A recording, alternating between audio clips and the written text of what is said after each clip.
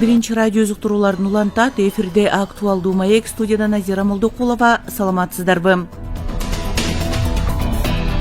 Борбордук шайлоо комиссиясы 28 ноябрга дайындалган парламенттик шайлоого карата уюштуруу иштерин кызуу жүргүзүп жаткан убак.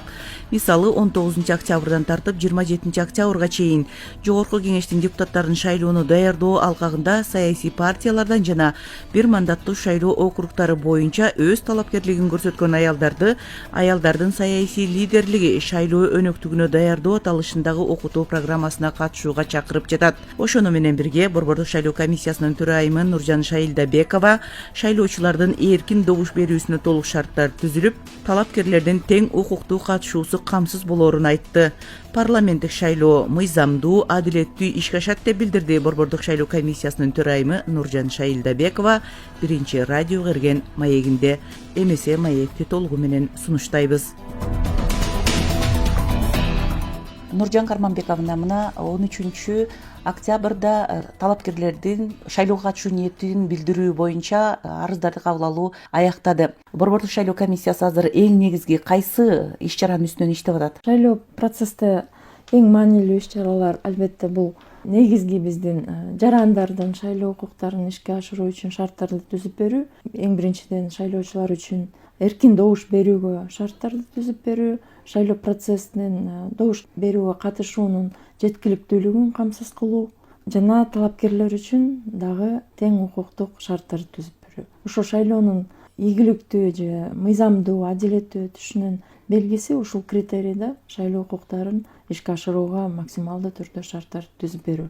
Бул мамлекеттин милдети. Шайлоо комиссиясы өзүнүн жоопкерчилиги бар бул жерде.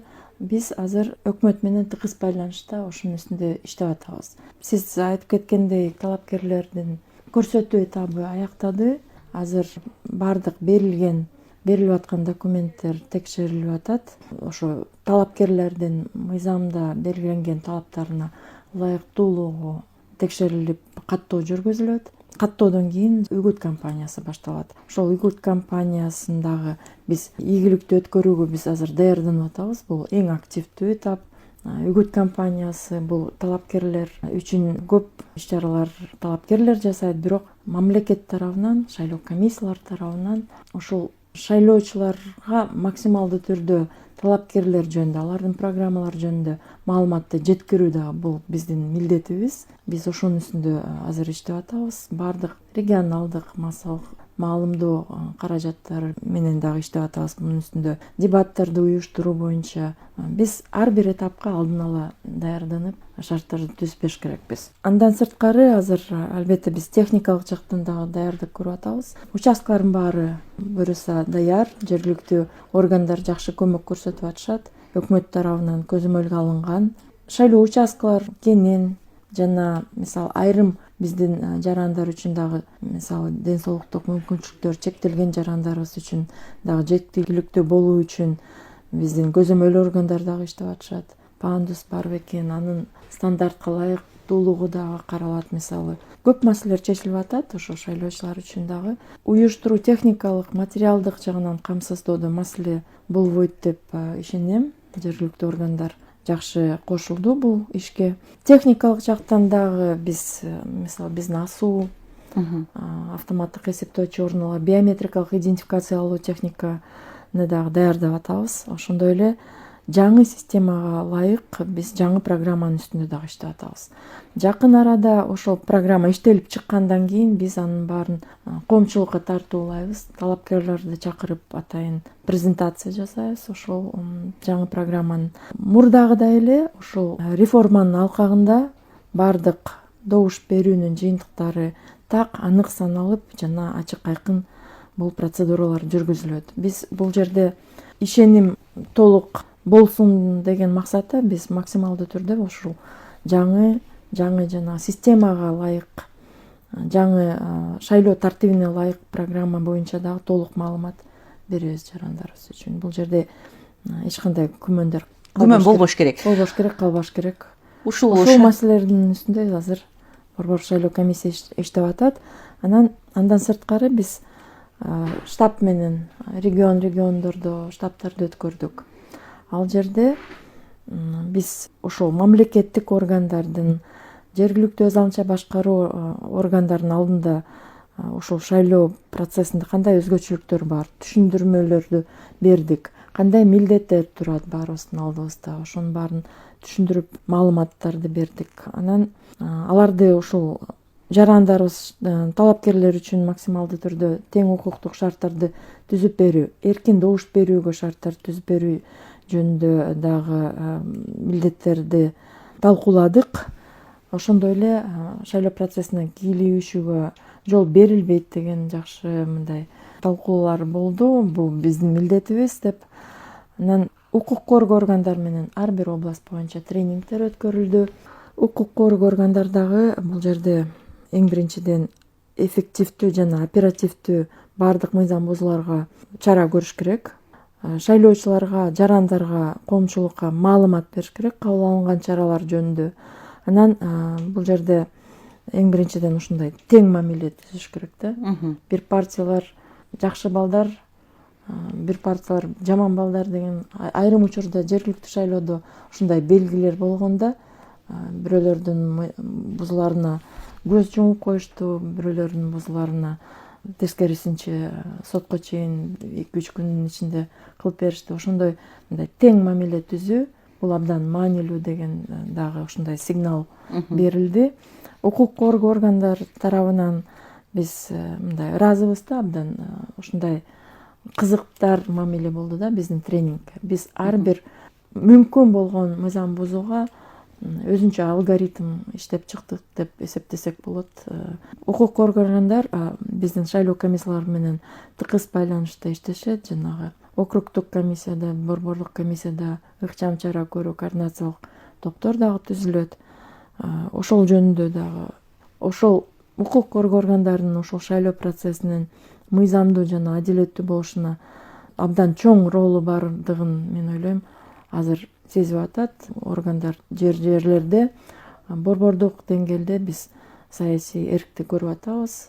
Ошондой мамиле түзүп, ошондой аракеттерди кылууга.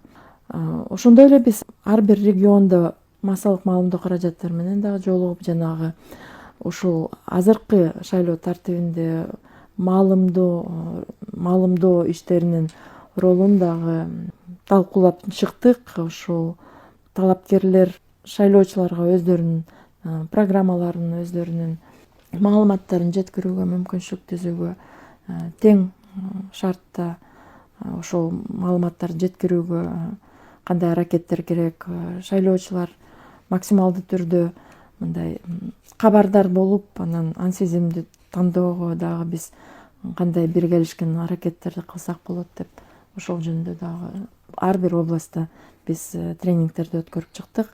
Албетте бул жерде талапкерлердин жана шайлоочулардын дагы катышуу тартиби, катышуу мындай мамилеси дагы абдан маанилүү. Биз талапкерлерден дагы күтүп атабыз. Бардык эрежелер боюнча тренингдер жума сайын өткөрүп атабыз азыр.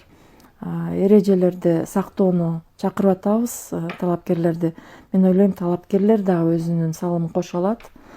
Ишенебиз, кошот деп ушул таза шайлоого жана мыйзамдуу шайлоого. Албетте эң негизги ролду биздин шайлоочулардан күтөбүз. Кандайдыр бир ким басымдык же болбосо башка таасир этүүгө аракет кылбаса, эң биринчиден алар эч ким силердин добуш берүүңүзгө таасир этүүгө укугу жок.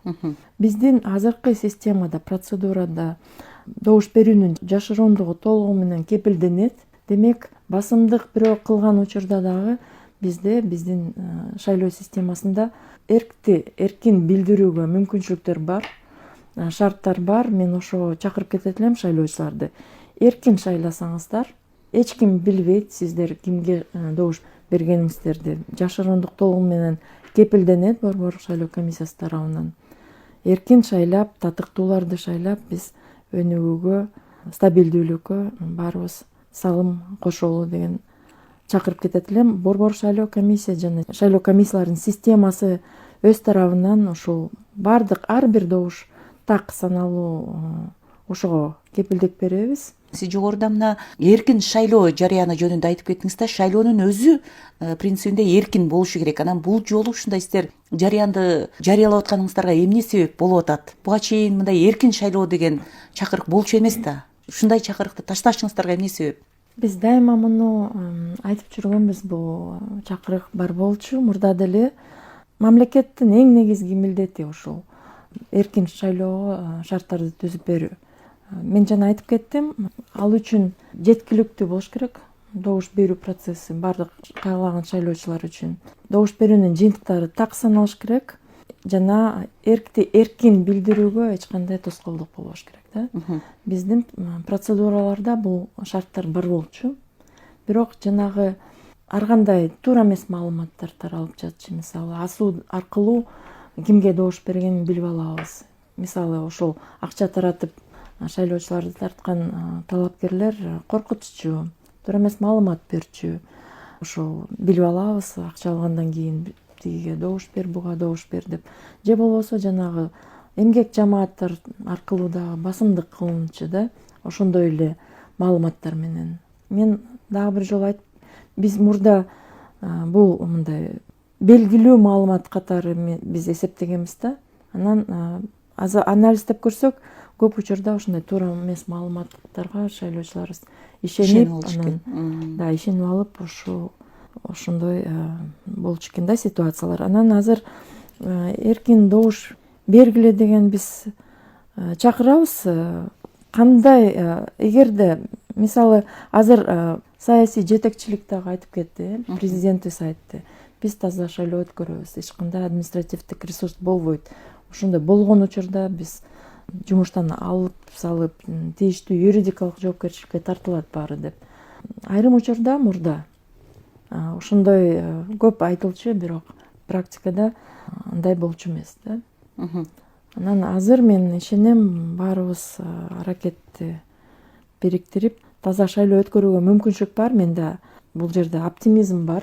Шайлоочуларыбыз эгерде кандайдыр бир жерде башкача болгон учурда дагы мен ошону мындай эстен чыгарбасак, урматтуу шайлоочулар, ким кандай өзүн кармабаса, мисалы эмгек жамааты же болбосо биздин студенттерге бирөөлөр ушундай аракет кылган учурда дагы эркин добуш берүүгө мүмкүнчүлүк бар. Кыргызстанда шайлоо системасы мисалы үчүн толугу менен санариптештирилген да. Буга чейин добуш бергенден кийин жарым сааттын аралыгында алгачкы жыйынтыктар чыгып, анан ал кайра кол менен эсептөө менен туура келиш керек деген принцип иштеп, ал ишке ашып келатат да. Анан бул жолку шайлоонун татаалдыгы 2 бюллетень менен адамдар добуш берип, анан анын ичинде дагы партиялык система менен ар бир талапкерге добуш берет. Мына ушул жерде программа иштеп атканыңыздарды айттыңыз, анан ушул аралыкта саат узарып кетпейби, канча убакытта чыгат? Болжолу барбы? Иштелип аткан программанын канча саатта жыйынтыкты берет? Программа жыйынтыкты мурдагыдай эле берет, тез арада. Биз мисалы азыр бир бюллетень менен саноонун жыйынтыгы 1 сааттын ичинде 85% участкадан келип түшөт. Мисалы 2494 участка болсо, 2100 участкадан 8-ден 9-га чейин жыйынтыктардын баары келип жыйынтыкталат автоматтык түрдө. Азыр албетте аралаш система менен кичине көбүрөөк татаалдыктар бар. Татаалдыктар бар, анткени ар бир 36 бир мандат округ боюнча жыйынтыктар чыгыш керек. Ар бир талапкер боюнча ошондой эле пропорционалдык система менен канча партиялар кандай добуш алды, ошондой эле ар бир талапкер ушул ар бир партиянын тизмесинде дагы канча добуш алды, анын баары чыгып жыйынтыкталыш керек. Бирок биз программаны автоматтык түрдө ошол эсептин баарын оперативдүү чыгарууга азыр ошонун үстүнөн иштеп атабыз. Буюрса аны жакында презентация кылып көрсөтөбүз. Мен ойлойм, оперативдүүлүк боюнча биз камсыздап бере алабыз депчи. Ошол эле мисалы участкадан добуш берүүнүн жыйынтыгы ар бир талапкер боюнча, ошо партиянын тизмесиндеги турган ар бир талапкер боюнча ошол эле учурда добуш берүү аяктаганда чыгарып бергенге азыр программа биринчи этабы иштелип чыкты мисалы. Ошондой эле тартипте жыйынтыктар берилет. Кол менен эсептөө кичине татаалыраак болот. автоматтык түрдө программа эсептеп чыгат. Тоскоолдо эч кандай мындай көп кыйынчылык жок. Кол менен саноодо кичине шайлоо комиссиялары үчүн көбүрөөк аракеттер болот. Анткени биринчи партиялар үчүн санап чыгышат, анан ар бир талапкер боюнча кичине көбүрөөк убакыт кол менен саноодо болот да, көбүрөөк убакыт керек болот. Автоматтык эсептөөчү урналар да программа боюнча автоматтык түрдө санап беришет. Ушул парламентке аялдардын, жаштардын, башка улуттун өкүлдөрүнүн келиши кандай болот деген дагы суроолор бар. Мына ушуну дагы бир түшүндүрүп кетсеңиз. Эң биринчиден аралаш система ушул парламенттин өкүлчүлүк бир функциясын мындай жогорулатуу максатында дагы аралаш система киргизилди. Мисалы 36 жана бир мандаттуу округ боюнча шайлануучу депутаттар ушул территориялык мындай өкүлчүлүктүн балансын камсыздоо максатында киргизилди. Ошондой эле жана пропорционалдык тутум менен шайлануучу депутаттар алар ошол ар кандай саясий, социалдык группалардын өкүлчүлүгүн камсыздайт. Бул жерде саясий деген бул партиялар талапкерлерди көрсөтөт. Демек ар кандай партиялар, ар кандай саясий группалар өздөрүнүн өкүлдөрүн парламентке шайланууга мүмкүнчүлүк алып атат. Ошондой эле ар бир партия өзүнүн талапкерлердин тизмесин көрсөтүүдө жана гендердик, этникалык группалардын, ошондой эле инвалиддүүлүк менен жарандарыбыздын квоталарын сакташ керек. Анын ичинде жаштарыбыз ушул 35-ке чейинки жашка чейинки жаштардын 15% камсыздалыш керек ар бир списокто. Ар бир партия 54 талапкерди көрсөтөт. Анын ичинде ошол 30%-тан кем эмес аялдар болуш керек, же болбосо тескерисинче. Бир жыныстагы талапкерлер 70%-тан көп эмес болуш керек. Жаштар үчүн жана этникалык группалар үчүн 15%-дан кем эмес болуш керек. Анын үчөө биринчи 25 талапкердин арасында болуш керек. Инвалиддүүлүк менен жарандар үчүн да квота бар. 2ден аз эмес болуш керек. Анан добуш берүүдөн кийин мандаттарды бөлүшүүдө биринчи 30% мандат, мисалы партия 9 мандат алса, анын 3-өө аялдар үчүн берилет. Анан жалпы эле ошол мандаттарды бөлүшүү, депутаттарды каттоо ошол ар бир талапкердин алган добушуна жараша болот да.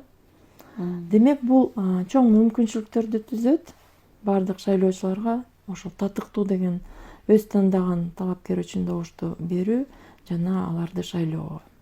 Ошондуктан бардык ушул жанагы квоталарда камтылган категорияларыбыз, ошол талапкерлер ушундай мүмкүнчүлүк алып атат. Эгерде алар ошол элдин колдоосуна ээ болсо, алар ошол конкреттүү түрдө мындай даректүү добуш берүү аркылуу ошол мандатка жетүү мүмкүнчүлүгү түзүлүп атат. Анан бул жерде мен ойлойм, ошону эске алуу менен биздин мисалы шайлоого активдүү катышпаган жарандарыбыз ошол мүмкүнчүлүктү пайдаланып шайлоого барып өз тандаган, өздөрү татыктуу деп тапкан талапкерлерге добуш берип шайласа болот.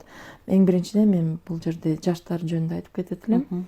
Жаштарыбыздын саны, мисалы 30 жашка чейин жаштардын саны 1.200.000 чейин. 30%-тан көп шайлоочу жаштар. Алардын шайлоого катышуусу, мисалы акыркы шайлоолордо 300.000 шайлоочу гана ошол 30 жашка чейин шайлоочулар добуш берүүгө катышкан. Анан алар активдүү катышып жана жаш талапкерлерди шайласа, азыр уникалдуу мүмкүнчүлүк болуп атат. Ушундай даректүү добуш берүүнү колдонуп, шайлоого активдүү катышып, ошол парламенттин курамына түздөн түз таасир этүүгө азыр мүмкүнчүлүк болуп атат. Ошондой эле аялдарды дагы чакырып кетет элем да. Аялдарыбыз дагы акыркы шайлоолордо, мисалы аялдардын санынан 35% гана шайлоого катышты. Алар дагы активдүү катышып, ошо аялдардын көбүрөөк парламентке келүүсүнө дагы. Урматтуу радио угармандар, сиздер жогоруда Борбордук шайлоо комиссиясынын төрайымы Нуржан Шайылдабекова менен болгон маекти уктуңуздар. Ушуну менен актуалдуу маек соңуна чыкты.